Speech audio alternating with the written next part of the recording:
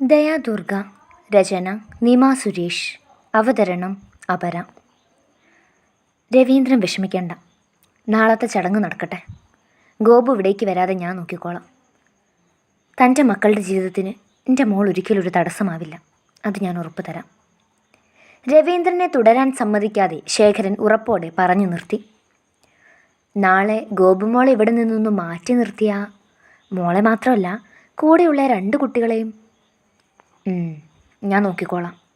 രവീന്ദ്രൻ്റെ മനം സന്തോഷം കൊണ്ട് മതിമറന്നു. കാര്യങ്ങളെല്ലാം താൻ വിചാരിച്ചിടത്ത് തന്നെ എത്തി നിൽക്കുന്നു. തടസ്സങ്ങൾ ഓരോന്നായി നീങ്ങുന്നു. അയാൾ ശേഖരനെ നോക്കി ഒന്ന് പുഞ്ചിരിച്ച് തിരികെ നടന്നു. തൻ്റെ ലക്ഷ്യത്തിലേക്കുള്ള ആദ്യപടി വിജയിച്ചതിൻ്റെ പരമാനന്ദത്തിൽ. അച്ഛനിതെന്താ പറ്റിയത്? മുന്നിൽ നിന്ന് മാറിക്കേ. വാതിൽ തുറക്കട്ടെ, എനിക്ക് ദച്ചുനെ കാണണം. ഗോപിക ശഠിച്ചുകൊണ്ട് തൻ്റെ അച്ഛനെ നോക്കി. അവൾക്ക് പുറകിലായി ശ്രീറാമും കൈലാസും ശരണും അടക്കം എല്ലാവരും കാര്യമറിയാതെ നിന്നു. നീ ഇപ്പം അവളെ കാണണ്ട, കടുപ്പിച്ച് പറഞ്ഞയാൾ താൻ കൊട്ടിയടച്ച വാതിലിന് മീതേക്ക് ചാരി. എല്ലാവരും അയാളുടെ പ്രവൃത്തി കണ്ട് അമ്പരപ്പോടെ തമ്മിൽ നോക്കി. ഗോപുവിന് വല്ലാത്ത ദേഷ്യം വരികയുണ്ടായി. ഉള്ളിൽ നുരഞ്ഞു പൊന്തുന്ന അരിശത്തെ നിയന്ത്രിച്ചു കൊണ്ടവൾ അല്പം കൂടി അച്ഛന് മുമ്പിലേക്ക് നീങ്ങി നിന്നു. അവിടെ എന്താ നടക്കുന്നത്? ശബ്ദം താഴ്ത്തി കടുപ്പത്തിൽ തന്നെ ചോദിച്ചു ഗോപിക. അതെന്ത് തന്നെയായാലും നമ്മൾ ഇടപെടേണ്ട കാര്യമില്ല. അത് അച്ഛനാണോ തീരുമാനിക്കേണ്ടത്? ഗോപികയുടെ മുറുകിയ ശബ്ദം ഉച്ചത്തിലായി. സ്വന്തം മകൾ നേർക്കുനേർ നിന്ന് തന്നെ ചോദ്യം ചെയ്യുന്നത് പോലെ തോന്നി ശേഖരന്. നീ എന്നെ ചോദ്യം ചെയ്യാൻ മാത്രം വളർന്നോ? വാക്പോരുകൾ തുടർന്നുകൊണ്ടിരുന്നു. ശ്രീറാം ഗോപികയെ തന്നെ ശ്രദ്ധിച്ചു നിൽക്കുകയായിരുന്നു. ഒടുവിൽ അവൾ അസ്വാസ്ഥ്യം പ്രകടിപ്പിച്ചു തുടങ്ങിയപ്പോൾ അവൻ അവളെ തൻ്റെ നെഞ്ചോട് ചേർത്ത് പൊതിഞ്ഞു പിടിച്ചു. അവളുടെ കൈവിരലുകൾ തണുത്ത് വിറച്ചു തുടങ്ങിയിരുന്നു. ശ്വാസമെടുക്കാനാകാതെ അവൾ പ്രയാസപ്പെടുന്നത് കണ്ട് ശ്രീറാം ഗോപുവിൻ്റെ മുതുകിൽ പതിയെ തലോടി കൊടുത്തു. മഹാലക്ഷ്മി ധൃതിയിൽ വന്നവളെ ചേർത്ത് പിടിച്ച് മുറിയിലേക്ക് കൊണ്ടുപോയി. ശ്രീറാം ശേഖരനെ നോക്കി. അവൻ്റെ മുഖം തീർത്തും ശാന്തമായിരുന്നെങ്കിലും ശേഖരന് നേരെ നീണ്ട മിഴികൾ കോപത്താൽ ജ്വലിക്കുന്നുണ്ടായിരുന്നു.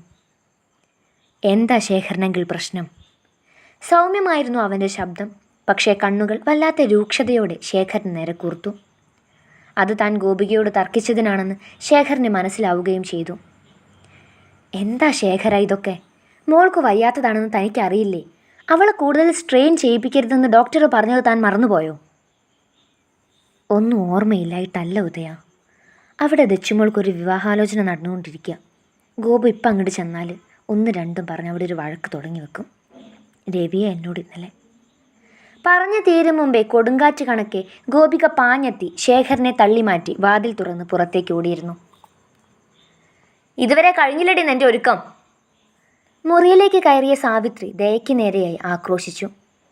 കവിളിണകളിലൂടെ ഒലിച്ചിറങ്ങിയ കണ്ണുനീർ തുള്ളികളെ വലത് കൈവെള്ളയാൽ അമർത്തി തുടച്ചവൾ സാവിത്രിയെ നോക്കി തലയാട്ടി. ഇങ്ങോട്ട് ഇറങ്ങി വാ, അവർ കാത്തിരിക്കാൻ തുടങ്ങിയിട്ട് കുറച്ചു നേരമായി. ദയ അനുസരണയോടെ സാവിത്രിക്ക് പിന്നാലെ അടുക്കളയിലേക്ക് ചെന്നു. 3 ചായക്കപ്പുകൾ അടങ്ങിയ ട്രേ അവളുടെ കയ്യിലേക്ക് നൽകി സാവിത്രി ദയയെ മുന്നോട്ട് തള്ളി. പോയി കൊടുത്തിട്ട് വാടി ജന്തു. അവർ ശബ്ദം താഴ്ത്തി മുറുമുറുത്തു. വിറയ്ക്കുന്ന ചുവടുകളോടെ അവൾ ഇടനാഴിയും കടന്ന് ഉമ്മറക്കോലായിൽ ഇരിക്കുന്നവർക്ക് മുന്നിലായി ചെന്നു നിന്നു. കാലിൻ്റെ വിറയൽ ദേഹത്തേക്കും പടർന്നു തുടങ്ങിയിരുന്നു. അതിനാൽ ആരെയും തല ഉയർത്തി നോക്കാൻ മുതിർന്നില്ല. എല്ലാം വലിച്ചെറിഞ്ഞ് എങ്ങോട്ടേക്കെങ്കിലും ഇറങ്ങി ഓടിയാലോ എന്നൊരു വേള ചിന്തിച്ചു. ഓടിയാലും എത്ര ദൂരം? ചിന്തയോടെ നിൽക്കുമ്പോഴേക്കും കയ്യിലെ കപ്പുകൾ അടങ്ങിയ ട്രേ വായുവിൽ ഉയർന്നു താഴ്ന്നു. അവ ചിന്നിച്ചിതറുന്ന ശബ്ദത്തിനേക്കാളേറെ കാതിൽ മുഴങ്ങിക്കേട്ടത് ആരുടെയോ അതിവേഗത്തിലുള്ള ശ്വാസനിശ്വാസങ്ങളാണ്. ദയ ഉടനെ മിഴികൾ ഉയർത്തി നോക്കി. മുന്നിൽ അണച്ചുകൊണ്ട് ഗോപിക നിൽക്കുന്നു. എന്താ അതിക്രമ കുട്ടി നീ കാണിച്ചത്? പ്രഭാകരവർമ്മയുടെ ഗൗരവമേറിയ ചോദ്യത്തെ അവൾ മനഃപൂർവ്വം ഗൗനിച്ചില്ല. ഓടിച്ചെന്ന് രവീന്ദ്രൻ്റെ ജുബയിൽ കോളറിൽ കുത്തിപ്പിടിച്ചുലച്ചലറി. ഈ പാവത്തിനെ ഉപദ്രവിച്ച് തനിക്ക് ഇനിയും മതിയായില്ല അല്ലടോ? ഞാനൊന്നും അറിയില്ല എന്ന് കരുതിയോ? രവീന്ദ്രൻ ആകെ വിരണ്ടുപോയി. ഗോപികയുടെ പെരുമാറ്റം കണ്ട് കൂടെയുള്ളവരും ഭയപ്പെട്ടു. ഇപ്പം ഇറങ്ങിക്കോളണം ഇവിടെ നിന്നെല്ലാവരും. എൻ്റെ ഏട്ടൻ്റെ പെണ്ണാ ഇവള്. ദയയ്ക്ക് നേരെ വിരൽ ചൂണ്ടി പറഞ്ഞ് നിർത്തിയപ്പോഴേക്കും അവൾ തളർന്നു തുടങ്ങിയിരുന്നു.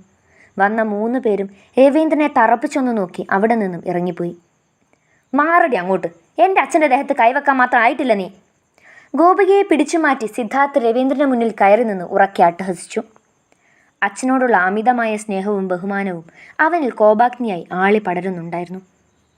ഇയാളുടെ ദേഹത്ത് കൈവെക്കുന്നവരുടെ കൈ നാറും. തളർച്ചയിലും ഗോപികയ്ക്ക് വിട്ടുകൊടുക്കാൻ ഉദ്ദേശമുണ്ടായിരുന്നില്ല. സിദ്ധാർത്ഥിന് തൻ്റെ മനോബലം നഷ്ടപ്പെട്ടു. ഗോപികയ്ക്ക് നേരെ അവൻ്റെ വലത് കൈ ഉയർന്നു. അപ്പോഴേക്കും ഗോപികയ്ക്കൊരു രക്ഷാകവചമായി ദയ മുന്നിൽ കയറി നിന്നവളെ പൊതിഞ്ഞു പിടിച്ചു. തനിക്ക് നൊന്താലും അവൾ ഒരു തരിമ്പ് പോലും വേദനിക്കരുതെന്നവൾ അത്രമേൽ ആത്മാർത്ഥമായി ആഗ്രഹിച്ചിരുന്നു. സിദ്ധാർത്ഥിൻ്റെ കൈത്തലം ലക്ഷ്യം തെറ്റി ദയയുടെ കവിളിനെ ചുട്ടുപൊള്ളിച്ചു. തനിക്ക് മുന്നിൽ ദയയെ കണ്ടതും സിദ്ധാർത്ഥിൻ്റെ ശൗര്യം ഒന്നുകൂടെ വർദ്ധിച്ചു. തൽഫലമായി ഒരിക്കൽ കൂടി അവൻ്റെ കൈത്തലം ശക്തിയിൽ ദയയുടെ ഇടത് കവിളിൽ പതിച്ചു.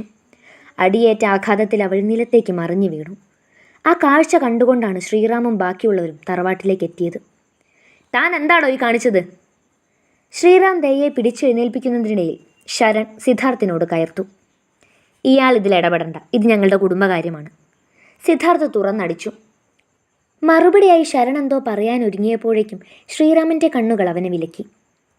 ഈ നാശം പിടിച്ചവൾ കാരണം കുടുംബങ്ങൾ തമ്മിൽ തെറ്റേണ്ട ഗതികേടായല്ലോ ഭഗവാനെ, നീ പുഴുത്തു ചാവൂടി അസത്തെ. മുറ പോലെ സാവിത്രി ദയയുടെ മേൽ ശാപവാക്കുകൾ വർഷിച്ചു തുടങ്ങി. ദയ ഒന്ന് ഏങ്ങിപ്പോയി. അവളുടെ സങ്കടം അറിഞ്ഞപ്പോൾ ശ്രീറാം അവളെ തൻ്റെ നെഞ്ചോട് അമർത്തി പിടിച്ചു. അല്പനേരത്തേക്ക് ചുറ്റും നിശബ്ദത പടർന്നു. അവയെ മറികടന്ന് ഗോപിക സംസാരിച്ചു തുടങ്ങി. ഇനി ദച്ചുവിന് വേണ്ടി ഇവിടെ ആരും വിവാഹം ആലോചിക്കണ്ട. ഏട്ടാ പറയ്, എല്ലാവരും കേൾക്ക പറയും നിനക്ക് അവൾ ഇഷ്ടമാണെന്ന്. ആദ്യത്തെ വാചകം എല്ലാവരെയും നോക്കിയും അടുത്തത് കൈലാസിനെ മാത്രം നോക്കിയും ഗോപിക പറഞ്ഞു നിർത്തി. അപ്രതീക്ഷിതമായതിനാൽ കൈലാസ് പതറി. അവൻ്റെ കണ്ണുകൾ ദയയെ വലയം ചെയ്തു. അവളാകെ പരിഭ്രമത്തിലാണെന്ന് തോന്നി അവന്. അതിനുമപ്പുറം അവൾ ശ്രീറാമിനോട് ചേർന്നാണ് നിൽക്കുന്നതെന്ന വസ്തുത അവനെ വീണ്ടും ചൊടിപ്പിച്ചു. നിനക്ക് ദച്ചുവിനെ ഇഷ്ടമാണോ? ആണെങ്കിൽ തുറന്നു പറഞ്ഞോ, അച്ഛന് സന്തോഷമേ ഉള്ളൂ. ശേഖരൻ നിറഞ്ഞ മനസ്സോടെ പ്രതീക്ഷയുടെ ഉത്തരത്തിനായി കൈലാസിന് നേരെ മിഴികൾ എയ്തു. മറുപടിയായി അവൻ്റെ തല നിഷേധാർത്ഥത്തിൽ ചലിച്ചു. ഗോപിക നടുങ്ങിപ്പോയി. ശരണും, ഏട്ടാ പറ, നിനക്കവളെ ഇഷ്ടമല്ലേ? എന്നോട് പറഞ്ഞിട്ടില്ലേ നീ അവളെ ഇഷ്ടമാണെന്ന്? അവൾക്ക് ആശ കൊടുത്തിട്ട്? ആരാശ കൊടുത്തു? ഞാനോ? ഞാൻ അവളോടൊന്ന് ഓപ്പണായി സംസാരിക്കുന്നതെങ്കിലും നീ കണ്ടിട്ടുണ്ടോ? അവളെ കണ്ടപ്പോൾ എനിക്കൊരു ഇഷ്ടം തോന്നി എന്നുള്ളത് സത്യമാണ്. അത് ഞാൻ പറഞ്ഞു, അല്ലാതെ അതിനപ്പുറത്തേക്ക് ഒന്നുമില്ല, ഒന്നും. കൈലാസ് അറുത്തു മുറിച്ചു പറഞ്ഞു. ദയയ്ക്കതിൽ പ്രത്യേകിച്ചൊന്നും തോന്നിയില്ല. ഒരിക്കലും അവൾ കൈലാസിനെ മോഹിച്ചിട്ടില്ല, സ്നേഹിച്ചിട്ടില്ല. സ്വന്തം ജീവിതത്തോട് പോലും കൊതിയില്ലാത്തവൾക്കാണോ പ്രണയം? എന്നാൽ ഗോപികയുടെ അവസ്ഥ മറ്റൊന്നായിരുന്നു. കൈലാസിനോട് അവൾക്ക് അടങ്ങാത്ത കലി തോന്നി. ശരണിനും. അല്ലെങ്കിലും ഞാൻ പറഞ്ഞതല്ലായിരുന്നോ കണ്ണേട്ടൻ ഇവളോട് അങ്ങനെ ഒരു ഇഷ്ടമൊന്നും ഇല്ലെന്ന്? കണ്ണി കണ്ട ആണുങ്ങളുടെ കൂടെ നിരങ്ങുന്ന ഇവളെ പോലൊരുത്തി ആർക്ക് ഇഷ്ടപ്പെടാൻ കഴിയുക? അവസരം മുതലെടുത്ത് സ്വാതി രംഗത്തിറങ്ങി. എന്ത് പറഞ്ഞടി നീ? നിന്റെ സ്വഭാവം അവളുടെ മേലെ അടിച്ചേൽപ്പിക്കാൻ ശ്രമിച്ചാലുണ്ടല്ലോ, എന്നേക്കാ മുതിർന്നതാണെന്ന് നീ ഒന്നും നോക്കില്ല. ഞാൻ പലപ്പോഴായി ഓങ്ങി വെച്ച കണക്ക് ഞാൻ ഒറ്റയടിക്ക് അങ്ങ് തീർക്കും. ഗോപിക സ്വാതിക്ക് നേരെ വിരൽ ചൂണ്ടി നിന്ന് വിറച്ചു. അവളുടെ ഭാവം കണ്ടവരെല്ലാവരും ഒരു വേള ഭയന്നു. ക്രോധത്താൽ അവളുടെ മുഖം സൂര്യനെ പോലെ ജ്വലിക്കുന്നുണ്ടായിരുന്നു. ഗോപു, നീ അതിര് കടക്കുന്നു. സ്വാതിയുടെ നേരെ ഒച്ചയിടാൻ മാത്രം അവൾ തെറ്റൊന്നും പറഞ്ഞില്ല. ഞാൻ കണ്ടതാ ഒരിക്കലും ഇവൾ ശ്രീയേട്ടൻ്റെ ബെഡിൽ. ബാക്കി പറയുന്നതിന് മുമ്പേ ശരണിൻ്റെ വലത് കൈ കൈലാസിൻ്റെ കവിളിൽ പതിഞ്ഞിരുന്നു. നിനക്ക് വിവരമില്ലെന്ന് പണ്ടേ എനിക്കറിയാം. എന്നാൽ ഇത്രത്തോളം വിഷം ഉള്ളിലുണ്ടെന്ന് അറിഞ്ഞില്ല. പക്ഷെ അതെൻ്റെ ഏട്ടൻ്റെ നേരെ ചീറ്റിയ നിന്റെ നാവ് ഞാൻ പിഴുതെറിയും, ഓർത്തോ. അത്രമാത്രം പറഞ്ഞവൻ ആ വീട് വിട്ടിറങ്ങിപ്പോയി. എല്ലാവരും ശരണിൻ്റെ പ്രവൃത്തിയിൽ അന്തിച്ചു നിൽക്കുമ്പോൾ ദയയും ശ്രീറാമും കൈലാസിൻ്റെ വാക്കുകളുടെ പൊരുൾ തേടുകയായിരുന്നു. ഉള്ളിൽ ഉറഞ്ഞുകൂടുന്ന നോവ് ഉടലാകെ ചുറ്റിവരിഞ്ഞ് ശ്വാസം മുട്ടിക്കുമ്പോൾ ഒന്ന് തേങ്ങാൻ പോലും സ്വാധിക്കുന്നുണ്ടായിരുന്നില്ല ദയയ്ക്ക്. ശ്രീറാമിൻ്റെ അവസ്ഥയും മറിച്ചായിരുന്നില്ല. ശരണിനെയും കൈലാസിനെയും ഒരിക്കലും അവൻ വേറെയായി കണ്ടിട്ടില്ല. ഇരുവർക്കും പക്വതയാകുന്നതുവരെ തൻ്റെ ഇടം വലം നിർത്തി ചേർത്ത് പിടിച്ചു കൊണ്ട് നടന്നതാണ്. ഹൃദയം കൊണ്ട് അളവറ്റ് സ്നേഹിച്ചവനാണ് ഇന്ന് തനിക്ക് നേരെ അസ്ത്രങ്ങൾ തൊടുത്തു വിട്ടു നിൽക്കുന്നത്. മോനെ. മഹാലക്ഷ്മിയുടെ ശബ്ദമാണ് ശ്രീറാമിനെ ആലോചനകളിൽ നിന്നും ഉണർത്തിയത്.